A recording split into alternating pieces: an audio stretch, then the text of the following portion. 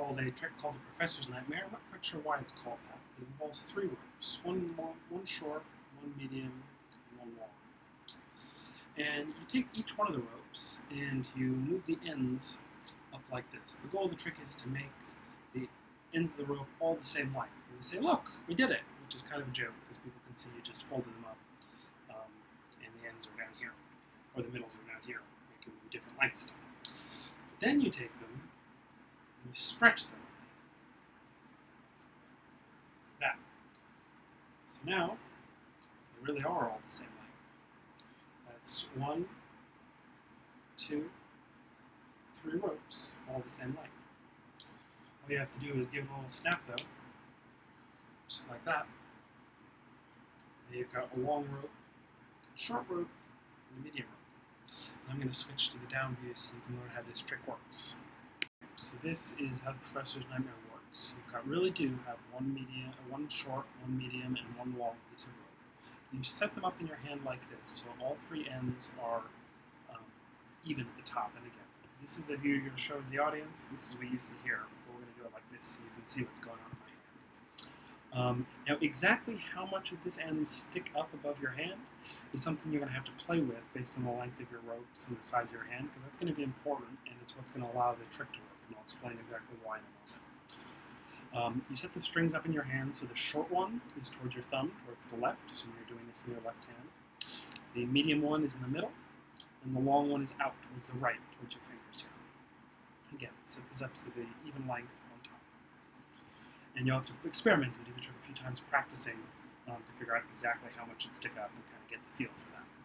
Now, the first thing you do is you reach in here, and again, these are up like this, so you're actually just reaching through space, but for now it's going to look kind of like we're doing it near the table. You reach in front of, because remember, this, you can think of this blue mat as the audience.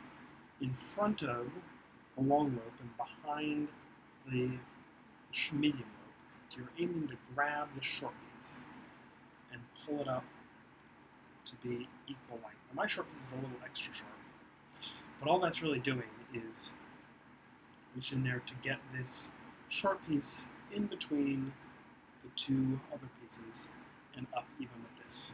So now here's what you have. Your thumb is holding that down so it doesn't slip.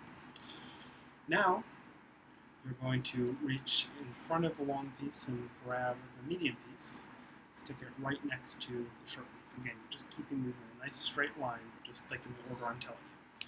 You're going to grab the long piece and stick it up. So now you've got 6 pieces, and you can make the joke about them being the same length now. Here's where something tricky is going to happen. These 2, you can think of these 6 ropes, the 2 in the middle are now going to switch places, like that. You're just going to casually, like you're adjusting them slightly in your hand, but really you're going to just floop. So now the one that was over here is going that way, and the one that was over there is going that way. Okay. Now, this free right hand is going to grab 3 of these ropes, the 3 on the right side, and the thumb and the index finger of this hand are going to keep hold of the other 3. And you're going to start pulling them apart. And you see how that's wrapped around there? That's going to make a little loop, which is going to be the pivot point that's going to allow this stretching to happen. But that little loop has to stay hidden in your hand. It can't be hanging down below your hand. So this is going to happen, but again, so it looks like they're stretching, really that's getting pulled through there. So when you line everything up right, this should be, it won't be necessarily exactly perfect, but it should be pretty close.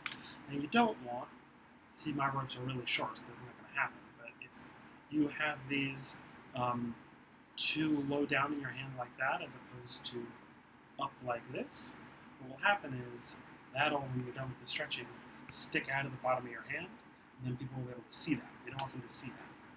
So that's why it's important to figure out how high in your hand these ends need to start. So now you've got 3 equal pieces of rope. Just like that.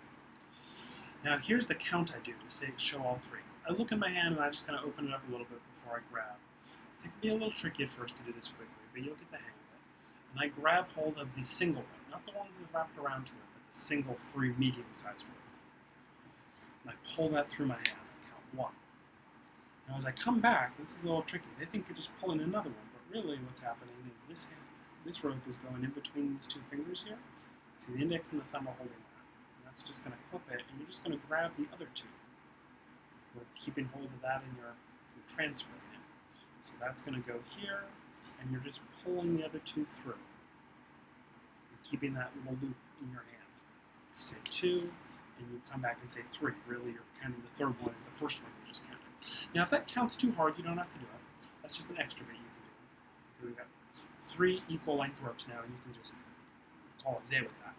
Then all you do when you snap your fingers is you kind of reach in your hand and unbundle these and pull them apart. And people can't quite tell what happens because it happens pretty fast. But then you're back to a small, a medium, or a long rope. And that's the professor's nightmare.